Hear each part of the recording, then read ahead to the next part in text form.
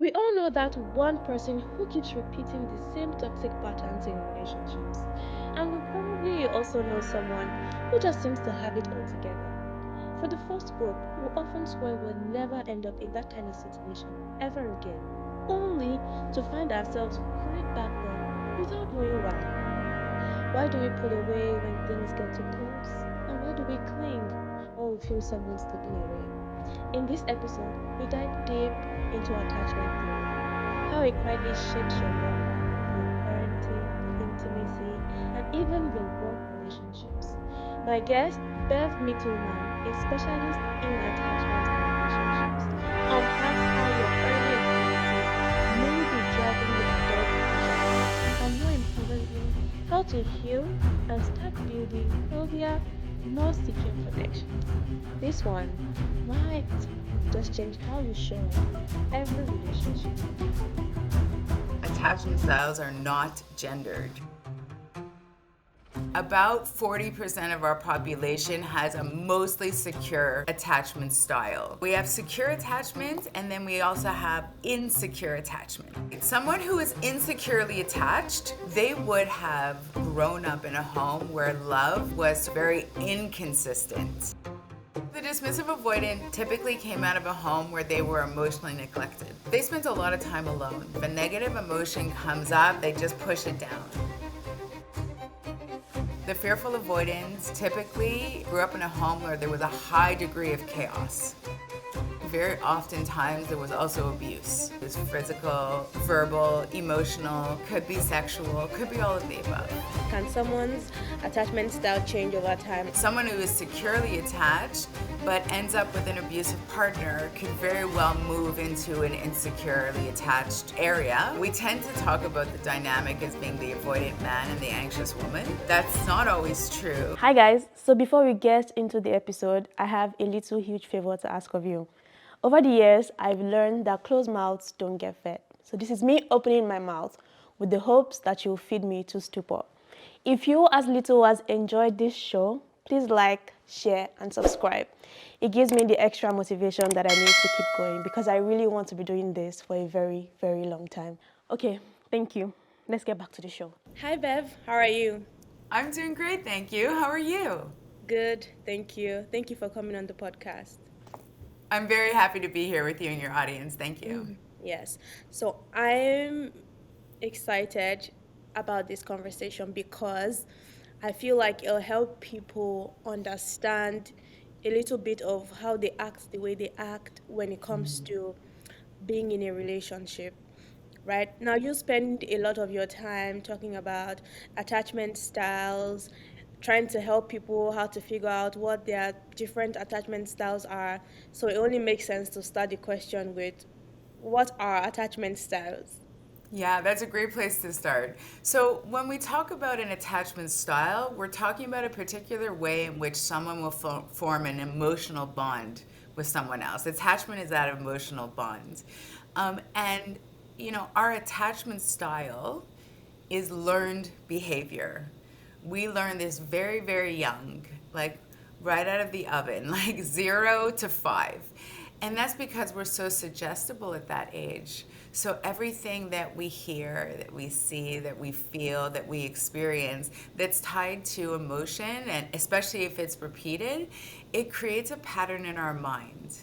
In this case, for how to give and receive love. So in a nutshell, that's basically what attachment styles are. There's two broad categories, and then there's subcategories of different styles that people have, depending on what they learned in childhood, right? Okay. So the first category is secure attachment. So we have secure attachment, and then we also have insecure attachment. Under the box of insecure attachment, we have 3 subcategories, different types of insecure attachment. One is the anxious preoccupied, which is the individual who's anxiously attached. We have the dismissive avoidant, the person who's avoidantly attached. I'm And trying then to we have, jot things down. pardon me? I'm trying to jot things down. Oh, okay. Let Yeah. me know if you want me to Okay, talk at so a different speed. No, it's okay. So anxious, preoccupied, and then what's the next one? Dismissive, avoidant. Okay. And And then then somewhere in the middle, the fourth category, the smallest and most complex category is the fearful avoidant. okay. Okay. Okay, excellent. So I'll start off, I always like to start off with secure attachment because that's what we're aiming towards. Mm-hmm. Okay, so um, statistics in North America say that about 40% of our population has a mostly secure attachment style. So generally, what we talk about is someone leans in one direction. So we have a primary style, and then we could also have traits from a secondary style. So you could be mostly secure in your approach, but have some traits of someone who's anxiously attached. But to give you an idea of sample size, about 40% of our population is mostly securely attached. So the other 60% is in the insecurely attached bucket. Okay? So we're going to talk first about securely attached. Okay. These are individuals that grew up in homes whereby they received from their caregivers consistent and predictable emotional attunement. So their environment was generally calm. They were generally they were offered, comfort, soothing when they needed. Even as a child, when a very young child, when they cried, the mother or the father would pick them up, would give them that emotional attunement, would allow the child to start understanding and expressing their own emotions, right? Like a child would say, I feel angry, like a 3-year-old child. It's good actually to identify your emotions and to learn how to verbalize that. But what's most important here is that they were living in a home whereby their caregiver responded in a healthy way. Mm-hmm. So I think you and I will agree that if a 3-year-old child stomps their foot and goes, I'm angry, there's lots of different ways you can respond, right? So the secure parent will say, it's okay to be angry. I get angry too sometimes. Why are you angry? So it's validating that it's okay to have the feeling. Tell me why you're angry, and maybe we can fix it together. As opposed to a parent who says, stop being angry or I'll give you something to be angry about. Hmm. Have you heard that before? Yeah. Yeah. Yeah. We call that like tough parenting, tough love. Mm-hmm. What that teaches the child is when I'm angry, I better not show my parent that I'm angry because that's not acceptable. I'm going to get I'm going to get hurt emotionally, physically. They're going to show me, what angry is. So you can see a pattern forming very, very quickly there, right? What the child learns in childhood. So this person who is mostly securely attached as an adult lived the experience as a child whereby they were emotionally safe. Their caregiver was predictable most of the time, so their caregiver was emotionally stable. And they could predict basically how their environment was going to go day to day. And so when they grow up, they do really well in long term relationships. They do very well. They trust themselves, they trust others. They're good being independent. They're also good being in partnership. Their communication is generally pretty good.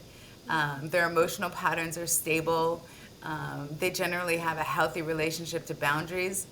All of these things that we want in to see for ourselves and also in a romantic partner, for example. Do you know any people like this in your life? Yes, I do know a couple of people who are like this. Um, but now I'm trying to think if I'm like that. I really don't know if I'm like that. I think I'm in between. But how do I know what my attachment style is? So I do have a quiz on my website at securelyloved.com. It's a free quiz. You can take it and it'll give you an idea of your attachment style. Mm-hmm. But more often than not, when I give a bit of a description of what the styles are, because we've only talked about one, Yeah. uh, people generally will go, "Oh, that sounds like me." Like they'll recognize themselves. Mm-hmm. So if you're sort of going, "That's not really me," Mm-hmm. it's possible that we haven't talked about, maybe you fall somewhere on the others. Okay. Okay, Yeah. so maybe I mean, I see a bit of me in this first one that you explained. Um, but I might have told my daughter a couple of times, I'll give you something to be angry about. But I don't do it all the time. I don't do it all the time in my defense. It's just like when I'm overstimulated, and Yes. I honestly try to be a better parent, but You yeah. know, Maury, we all try our best, right? I'm a mother too. I have two sons. They're away at college now, so they're older, Mm-hmm. and I made plenty of mistakes. Yeah. So we do our best. When I say that a child needs emotional attunement most of the time, consistency most of the time, it's not about perfection. Yeah. So if you're overwhelmed one day and you kind of act a bit out of character, the child will recognize that's out of character. Ah, okay. That's comforting then, because I don't do it all the time. Yeah, and you know, even sometimes like we're humans, right? So we only have a certain capacity and sometimes we just sort of lose it. You know, it's okay to go back to your child afterwards and say, I'm sorry, you know, I didn't mean to scare you or I didn't mean to get so angry. I was having a hard time in that moment. I shouldn't have done that. Or, you know, because it teaches the child that sometimes emotions can overwhelm us. We can say things and do things we don't always want to do, but you can always go back and apologize and try better the next time, Mm-hmm.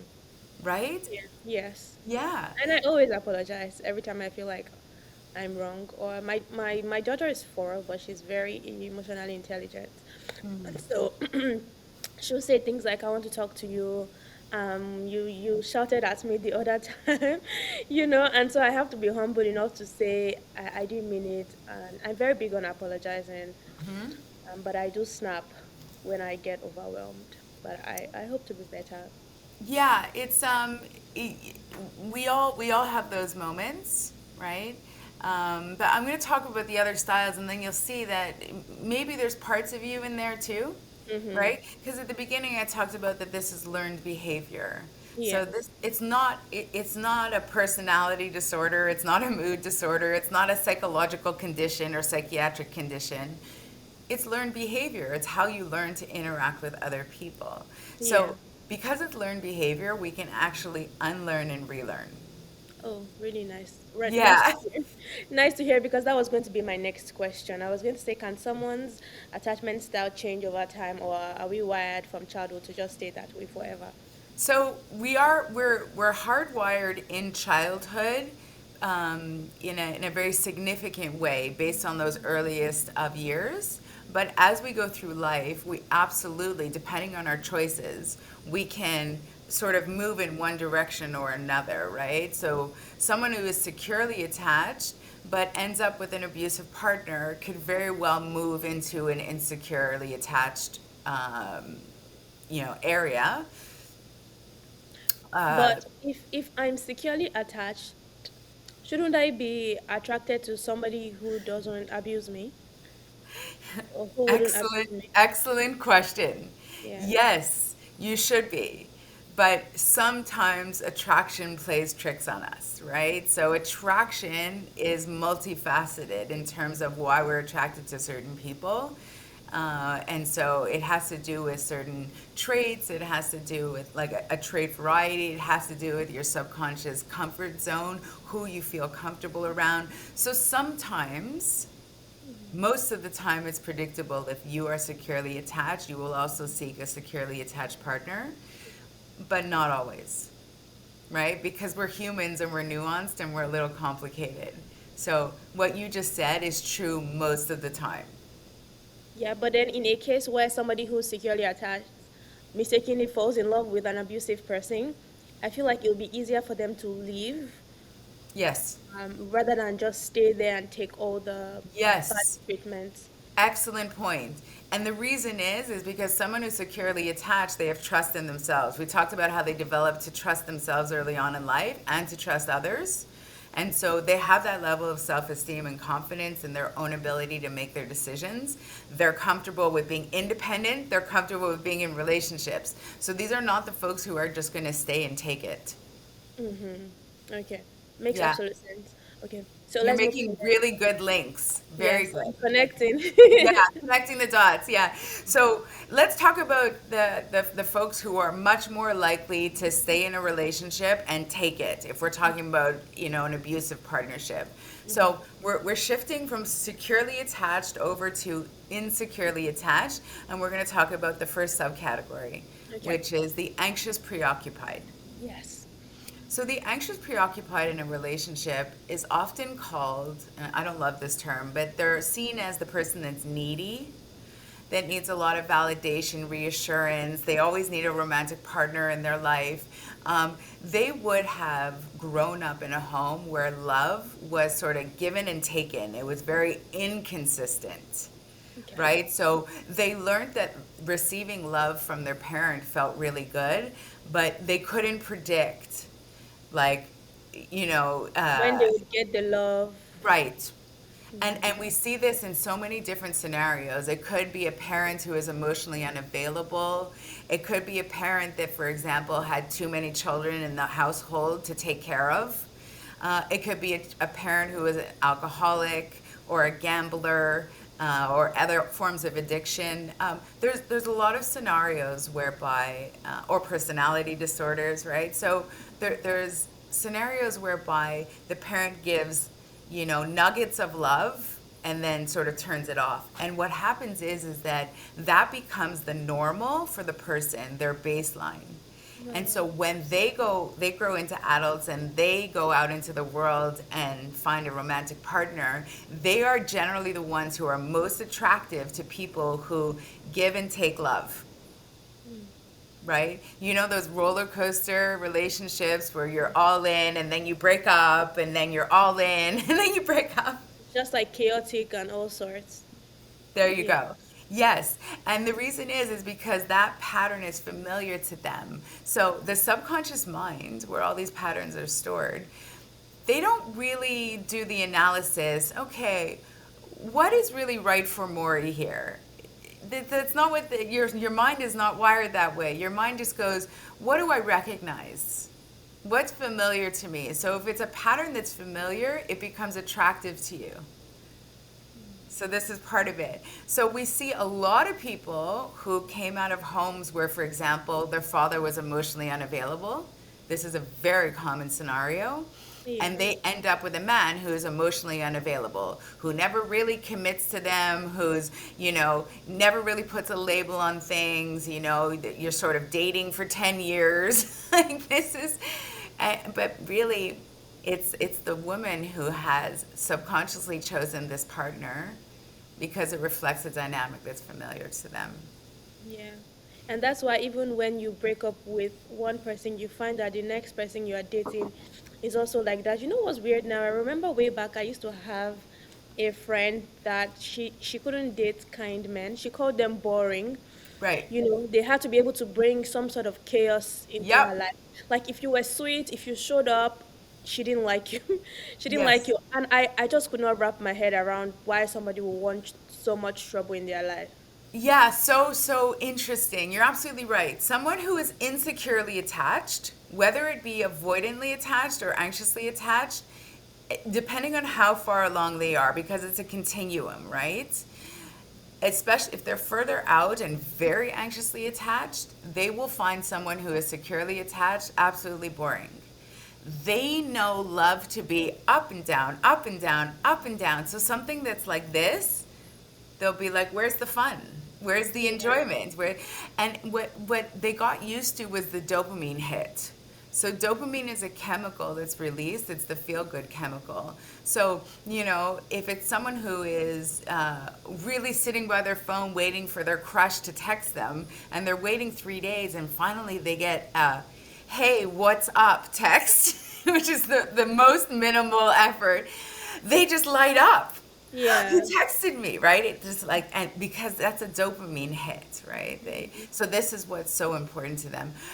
These folks, to talk more about, the attachment styles, they are generally like their emotional pattern.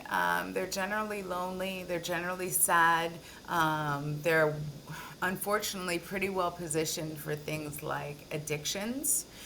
They tend to overfeel their feelings. right? Their feelings feel really, really big. And so before they learn how to manage that, or learn how to emotionally regulate, because they did not learn emotional regulation in childhood, they often rely on substances. So, it's 5 o'clock, let's have vodka like that. So it's time cocktail hour, right? They can't wait for that time. Um, they haven't learned to regulate themselves.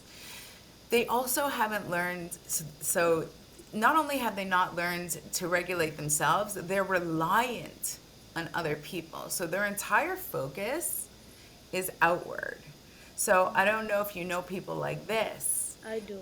Yeah, where their focus is completely on pleasing the other person and, really ensuring that they're seen as likable, pleasant, easy to be around. Like these are the people that pretend that they're so nice, Yeah. right? It's a strategy to deal with trauma, is what it is. So fawning is one of the 4 strategies that we as humans use as a trauma response. We Mm. have fight, Yeah. flight, right? Mm-hmm. Flee, right? Fawning, Mm-hmm. which is people pleasing, and then we have freeze, Okay. right? So the person who's anxiously attached, their core wound is I will be abandoned. That's their core fear. And they learned that in childhood because, again, the parent would give and take away love. And so the way that they responded to that is they tried to make themselves perfect, very congenial, very likable, because they were just trying to earn the love of their parents. That pattern carries into adulthood. And so now when they're in a romantic partnership, if their partner is in a bad mood, regardless of why, they think it's about them. He must be angry with me. I must have said something. Maybe I did something. I don't know. Sexually, this is very interesting too. Sexually, they are far more concerned on pleasing their partners. Ah. So it's quite extensive, this patterning and how it affects our behaviors, Yeah. particularly for anxious, preoccupied people, boundaries. Anxiously attached people don't really understand boundaries, Ah. and they certainly don't have. They have a very hard time setting boundaries for themselves, but they won't respect yours either. Yeah, I was going to say they're not going to respect your boundaries either. Yeah, I somebody comes to mind. Somebody comes to mind. And I feel like they can also be single for a long time. They're just always looking for somebody to be in a relationship with, to date, and they're just always dating like the weirdest kind of guys, or Yeah, girl. so we see this, like there's behavioral patterns, right? And we see that what you're describing is called monkey branching. Generally, they've got like another romantic partner sitting in the wings before they break up this one. Because the idea of being alone, of not having a partner, feels horrible to them. It's Yeah, like it's so threatening because they don't know how to just be with themselves. They are not they're not comfortable with independence like a securely attached person is. interesting. So moving to the next one, that would be the dismissive avoidant. So the dismissive avoidant typically came out of a home where they were emotionally neglected. Okay. So they spent a lot of time alone. And as adults, they carry a particular pattern where they very much value their independence, their freedom, their autonomy. They are like the anxiously attached people overfeel, the avoidantly attached people underfeel, which means that they're disconnected from their emotions. If a negative emotion comes up, they just push it down. They never really learned how to deal with anything because they were left alone a lot as a child. And so their strategy was, okay, let's just forget about it and move on. Hmm. And so I don't know more if you know families that sort of operate on this dynamic. Something happens and we'll just sweep it under the rug and pretend like it never happened. Yes, I know one person, funny enough, but their defense is, what's the point of being sad over something when you can just move on Excellent. and be happy with life? Yes, excellent. So that is exactly what an avoidant person would say. So an avoidant person is very logical, rational. They intellectualize their feelings. So Yes. what is the point? There's like a feigned helplessness, a learned helplessness. Why would I bother to tell anyone my feelings? Or why would I bother to ask for help? No one's going to be there for me. No one's ever been there for me. It's not going to change now. And so you can imagine that when they get older and they potentially get into a romantic relationship, they move very, very slowly, by the way, very slow to commit. And, you Oh know, my they. God, yes. Like, spot on. Spot You're on. thinking of Oh someone? my God. Like it just clicked. Yes, Yeah, you're so, describing so somebody I know. yeah, so we all have different, examples of this, but the anxiously attached person in romantic relationships, even in friendships, they will move at lightning speeds. So you'll meet them and like, I don't know, maybe like you start a new job and the anxiously attached person is the one who's going to come running towards you and go, "Hi, I'm Bev. Nice to meet you. Welcome. Let's go for a coffee at 10 o'clock or whatever." So they're all excited to meet you. And they want to be your friend real quick. Okay? That level of excitement to meet someone new, to connect to someone new. The avoidantly attached person is the complete opposite. They trust themselves, but they do not trust others. And so when they meet someone new, they're going to take it very slow. They are going to maintain pretty strict boundaries. They're very good with boundaries. Like, this is my home. You're not allowed to come over before contacting me first. I don't like drop ins, right? Which is Mm-hmm. fair. Mm-hmm. Right. But an anxiously attached person would never say that. The anxiously attached person would say, "Come whenever you want. Always happy to have company." Yeah. And they will show up at your house whenever they want, Yes. like Yes. unannounced. And I'm like, oh my God, Unannounced. give me heads up. And then Yeah. when I say give me heads up, it's like, oh, you don't want to be my friend. I'm like, no, I just need time. Yes. Right, exactly. That's exactly it because because there's no boundaries for them in their mind. Well, I would love for Mory to just stop in and say hi to me. So they think that Mory's going to love it that I stop in and say hi to her. But that's not true. No. No. No, Yeah. it's not. So what happens often in romantic relationships is the avoidant partner and the anxious partner, they find each other. They often end up dating. Hmm. And what they find so interesting about each other is generally what pulls them apart in the end, right? Because generally speaking, the anxious person wants more and more closeness and intimacy and wants to be sort of with you all the time and know all your friends and the avoidantly attached person really wants to keep their independence, their freedom, and they don't. There is a fear of letting someone too close to them, because their wound, their core wound is, I am defective. It's a shame wound. So as a child, because they were emotionally neglected, they internalized it as there's something wrong with me. If Uh, if I was smarter, better, prettier, handsomer, whatever, my mother would pay more attention to me. And so I'm just being left alone because no one cares about me. It's like I don't even exist. And so it's a shame wound. And so it's very, very hard for these folks to lean into intimacy, whereas the anxious person wants that all the time. And so the avoidant person just draws away, right? This is the typical, we see a lot of memes about this where the man pulls away when the woman gets too close.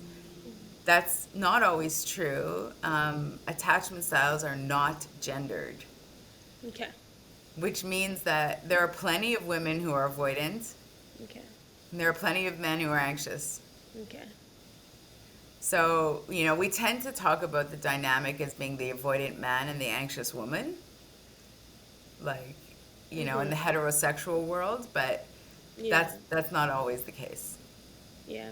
And I feel like with the avoidance attachment guys, they just always expect the worst. So when things happen to them, it doesn't really affect them because they've seen it. They're mostly pessimistic. Yes. Yeah, yeah, you can't surprise them. Nothing can shock them, you know. Yeah, again, they've gotten very, very good as a survival strategy in childhood to repress and push down their feelings. So it's very hard to get like a strong emotional reaction from them because they're very good at compartmentalizing. Yeah. Um, but they also utilize, a whole set of strategies, behaviors to try to emotionally regulate. They tend to isolate themselves. So that's the first thing. If something bad happens in the world of the anxious preoccupied, that the anxious person will invite 10 friends over to spend the next 4 hours to talk about it. They want to be surrounded. They want to talk about it. 4 hours, the person I know, the next 1 year, she's talking about it. It's almost like she wants like empathy, and it was exhausting at a point. We Yeah. were just like I feel like she okay, now she's a girl, but I feel like she likes It's when okay. something bad happens. She loves it because then she gets all the attention of the friends, and she's back at it, and then we're just sitting down for hours every day talking about the Yeah, same yeah, thing. And yeah. it's like I feel empathy towards this thing, but then it's becoming exhausting for me. And now I'm feeling, oh, am I a bad friend? Am I a bad friend? Because I honestly don't want to hear this one more time. I'm Yeah. tired. I don't blame you at all. I mean, so yes, that is a very typical behavior of someone who's anxiously attached. They need to be surrounded by people all the time. They need to be, because they don't trust themselves, they Hmm. need to, especially if they have some sort of decision to make, they need to ask 10 people. And like they literally take a poll and then like we'll decide, okay, well, 8 people said I should do this, so I'll do that. Because they don't trust their own decision making skills, right? So this is where the neediness comes in, right? You're talking about your friend who emotionally needs to talk about the same thing for a year. Yeah, or more. I've been scarred. I've been scarred. But then let's talk about the avoidance now. I want to ask a quick question. Is it necessarily a bad thing to be able to just forget and move on? Because you know how life happens and you cannot just afford to sit down and be sad at everything that happens to you, everything that comes your way. So sometimes you maybe think that it's a good thing to be able to just bury it and then move on to the next. Um, I think if we're asking an avoidantly attached person, I think they'll tell you it's a good thing because that's the way they deal with stress, right? But emotionally, it's not. It's we know that our body, even if we choose to forget about it, our body holds on to our experiences, our stress, our trauma. And the only way to release it is to acknowledge it and to release it through the body. And so people could be very good at compartmentalizing, but they're still carrying the trauma around. And that will always have an effect on their mood. It'll always have an effect on their body. So if you really want to release yourself from the state, because these people, they're not happy. Yeah. They're not happy. They're just sort of existing. They're not thriving, right? They're sort of like they're in survival mode. They're just doing the best they can to get through the day. But if you want to get to a state where you're thriving, you need to learn to recognize your emotions. You need to allow your emotions to work through your body, right? Pretending that it's not there is not a good. It's okay. It's as a short-term strategy, it works. So, for example, you have you have, let's say, you're a student and you have a big paper that's due, in 3 days, and something bad happens, but you could say to yourself, okay, I'm going to not think about that for 3 days because I have to focus, but I'm going to come back to it. So, as a short prioritization exercise, it's okay. But I'm talking about people who have buried everything. Yeah. Now, the other thing is that when you disconnect from your emotions in the way that we're talking, you don't just disconnect from the negative, the emotions that carry a negative charge. You disconnect from all emotions, which means you're also disconnecting from your happiness, your joy, your pride, your sense of purpose. So it's not a good thing. Oh my God, they don't. This person who's on my mind, who I'm thinking of, they've been feeling stuck for a really long time. Like they don't know what they're supposed to be doing with life. They don't know their next Yeah, step. very common. Stuck, the Um, stuckness. Yeah. Because so these folks really, for the most part, again, they're using up all of their energy just to survive. They're not thriving. So a lot of the time, especially if they're very avoidant, it's very hard for them to have close friendships. They tend to have a lot more problems in the workplace if they are working, let's say, in an office environment. Um, People think they're secretive because they don't openly share, right? They don't really want, they prefer to work independently. So when they're put into, let's say, a group project, they often rub people the wrong way. So it's pervasive in terms of, the impacts that it could have, not just in romantic relationships. hmm Do we have a mixed style of attachment style wherein it's like you are half anxious, half dismissive? Because I know some people that have both. Yeah, Maury, you're probably the most informed person that I've spoken to on this topic. I So try. thank you for the beautiful questions. You're exactly right. We talked about secure, we talked about anxious, we talked about dismissive, avoidant, and now there is that fourth category, hmm right? Which is a combination of some of the avoidantly attached and some of the anxiously attached, and it creates the fourth category, the fearful avoidant.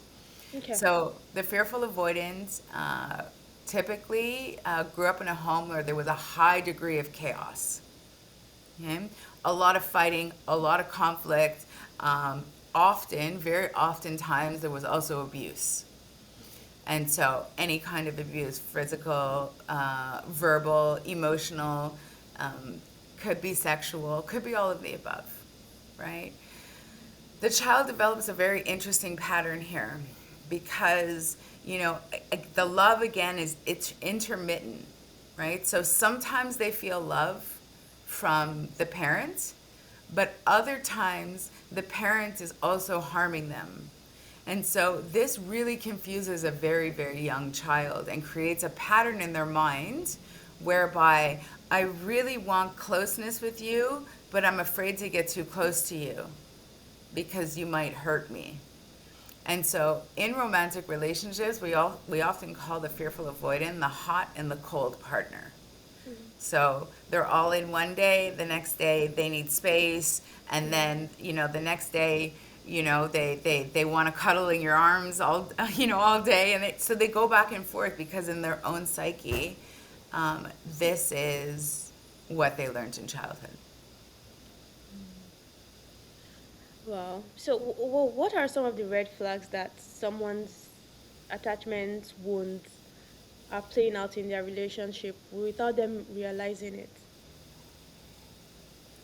I always say pay attention to what the things that make you angry. Anger is a really helpful emotion. I know that we talk about, particularly with men, we tend to shame the modern man for being angry. Angry is not the same as aggressive or rageful. Like anger, is an important emotion because it tells us when our boundaries have been violated, right? When something is triggering a wound that we have. So pay attention to what angers you. That will be a starting point for where your core wounds are. And there are so many different core wounds that we can carry. So as an anxious preoccupied, I talked about the one that we see over and over again is I will be abandoned. But there's also I am unlikable, I am unlovable, I will be excluded, I will be lonely. You know, all of these. I'm not good enough. That's a huge one, right? Um, Whereas, you know, the avoidantly attached person is, you know, thinking, uh, you know, I am weak, I am defective, I will lose my freedom, like. So pay attention to what is triggering you because that will give you an idea of what your core wound is. And once you know what your core wounds are, oftentimes you can figure out what camp you're leaning towards because they're distinct. Hmm. They're Okay, distinct. Yeah. that makes sense. And So emotional regulation. I'm sorry, because I'm so sorry. It's like you're good. it's important that I mention this because you're talking about signs of people who have an insecure attachment. Emotional regulation is the top sign. Um, so someone that never learned how to recognize their emotions or never learned what a healthy response to emotions might be, they are usually the ones who are quite emotionally volatile as adults. Because as children, what we should learn, we should be learning this in schools. What we should learn is, hey, Maury just said something to me that I didn't like. My feelings are hurt.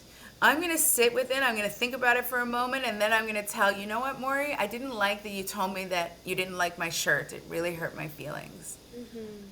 instead of going into the bathroom and crying the rest of the day and then calling my parent and going, I have a stomach ache, can you come pick me up? That's avoidance behavior, Mm-hmm. right? And then what happens is that these patterns, they follow us, right? So emotional dysregulation, when someone is like this, happy, sad, angry, distressed, that is a real sign that it's very likely that they didn't learn this in childhood and that they have an insecure attachment. Well, I think it's important to keep having these conversations because I remember one time there was this scenario that was trending on the internet. This woman was in an abusive relationship and she lost her life in that relationship. And so I sat down and I judged the whole thing because I've also had some people around me who were in like toxic relationships and it just didn't make sense to me. And no matter how much I said get out or leave, they would look like they wanted to leave but didn't know how to. And I would be so angry as to, aren't you even scared for your life, if nothing at all? Because if I was in a toxic relationship, it doesn't matter, I feel like, how much I love the person. I just feel like one blow to the head is going to take me out. And so I'm running for my life, Yeah. first of all. So it's like I need to be able to survive to even be in a relationship. And so I've now found out that you cannot tell somebody who is in a toxic relationship to just leave. They're not going to just leave. It just takes more than just leaving to the point where people are willing to lose their lives. So it's really it's a pandemic and a problem, and I feel like we need to have more of these conversations. But moving on to the Yeah. next question, this one is important to me because I'm a mom, and I'm trying my possible best to raise kids who would not have to go to therapy because of how I raised them. So I wanted to know, if I had an attachment style that wasn't healthy, how do I make sure that I break this cycle and avoid passing on insecure attachment styles to my children or our Yeah, children? an excellent question. It's really very similar to what we were talking about in terms of identifying an insecure attachment. So teach your children about emotions, right? Teach them that they have emotions and help them find words to the different things that they feel. So if we pay attention to our bodies when we're feeling anxious, there's certain things that happen to a lot of us. And it can be different from person to person, but your heart can start pounding a little faster, your muscles get tense, you could feel a little dizzy, you could break out into a sweat. There's all these physical signs, right? So teach your children to pay attention to how their body's talking to them and to attach that to an emotion, because if they can start understanding this really early on, it's a life skill. It's important. And then the second part of that is, okay, if I'm feeling anxious, what is making you feel anxious now? And then how can I release that in a healthy way, right? And usually a little bit of, for example, for anxiety, a little bit of physical exercise will really help in the moment.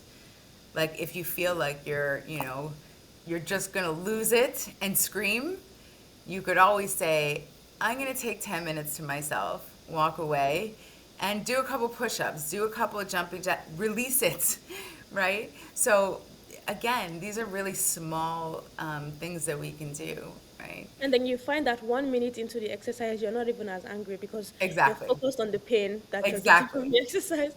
Yeah. Exactly. So emotions pass through us so quickly, like less than 90 seconds.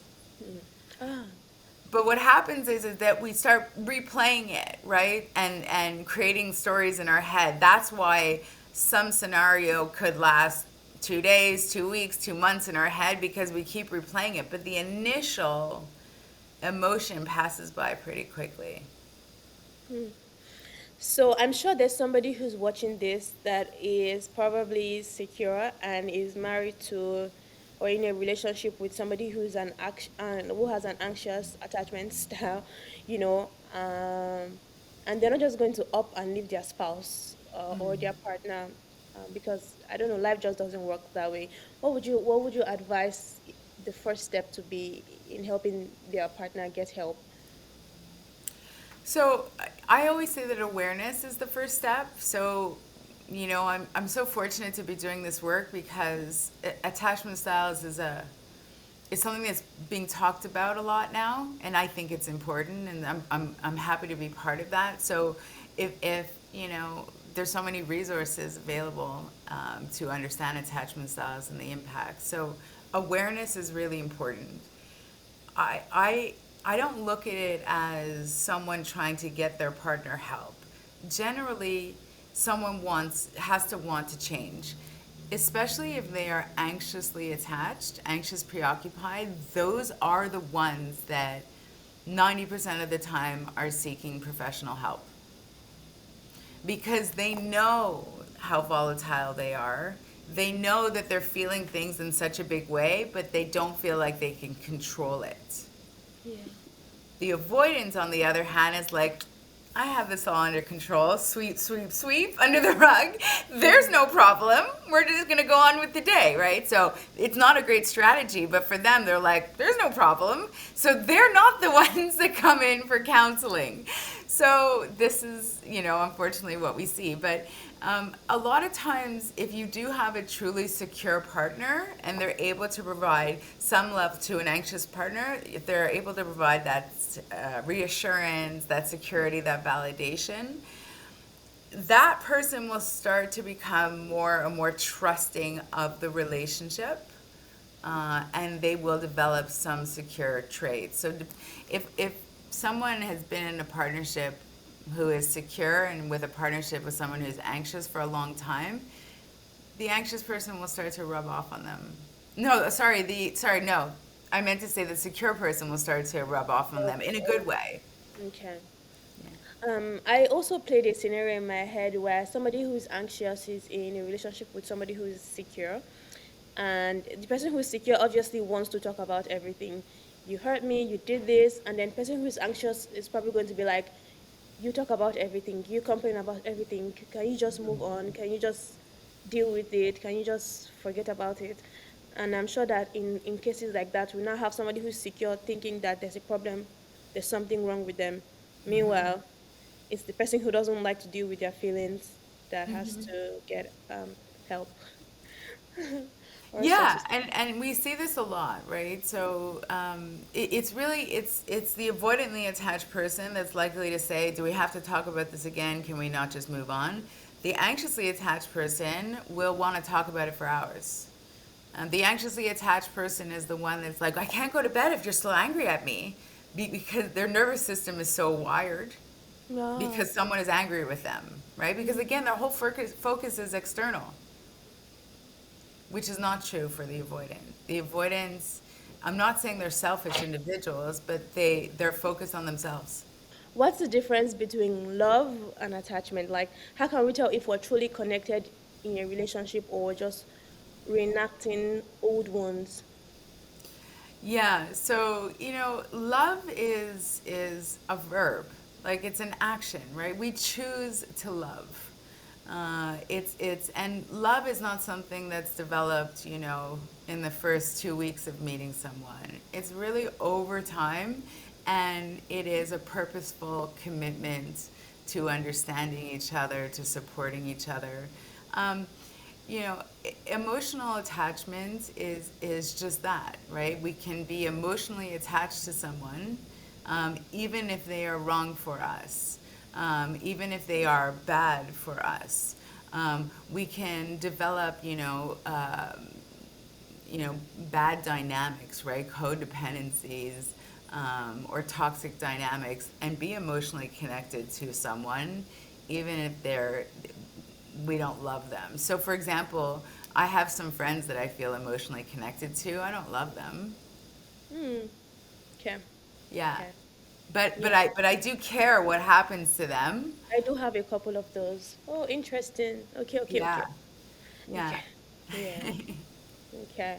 That makes absolute sense. I'm trying to think if there's anything that I'm supposed to have asked you that I didn't ask you. You asked me beautiful questions. I think that we covered it all. Really, you asked me questions that I don't hear often, and I appreciate your thoughtfulness. Thank you. Yeah, I think it was a beautiful conversation. Thank you.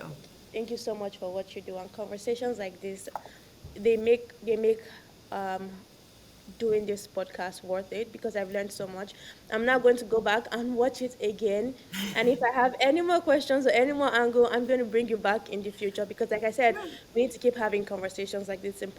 It's way more important than we think because it affects a major part of our life without us even realizing or knowing.